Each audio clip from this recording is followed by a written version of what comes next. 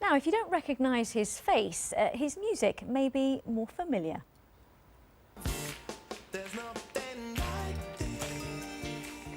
Well, since that debut single, There's Nothing Like This, in 1990, singer-songwriter Omar has collaborated with the likes of Stevie Wonder. He was recently awarded an MBE for services to music, something he described as a shock and an honour. Here's our entertainment correspondent, Brenda Manis. With a voice as distinctive as his signature hairstyle, Omar rehearses with his band ahead of forthcoming performances. He's just released his latest album, which he believes demonstrates how he's evolved beyond his soul, jazz and reggae roots. It's kind of like the evolution of Omar the man. Do you know what I mean? Because it's the next phase of my life. This is my 7th album. Each album that I do is like a little stop along the way of every time I'm trying to learn in the creative process and expressing myself. It was his classic love song, There's Nothing Like This, that introduced the South Londoner to mainstream audiences.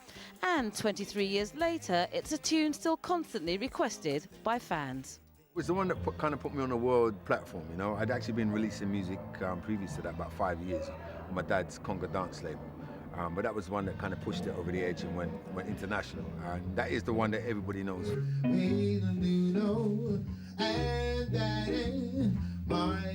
Now, you've collaborated with some great artists, number one being Stevie Wonder. How did your relationship with him come about? Well, Keith Harris, who used to be my manager, manages Stevie as well. So he passed on a CD of mine called Music, and Stevie became a fan then, so he wanted to write for me. And he wrote a song for me called Feeling You.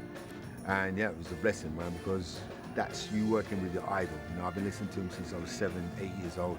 So to be in the studio with him, he's on the drums, he's on the keyboards, he's singing, having a laugh, ordering pizza. Do you know what I mean? So yeah, it was absolutely fun. It's always been his ambition to write and record classic songs and remain musically relevant. This year, Omar was awarded an MBE for his services to British music. I'd heard that I'd been nominated, but when I actually read the letter, it was like, wow, well, what an honour. You know, because it's, you know, just humble little me making my music. It's about me expressing myself. So to get a recognition from such a high office like that was fantastic. Omar's album, The Man, is released this week. Brenda Manis, BBC London News. OK, let's head back to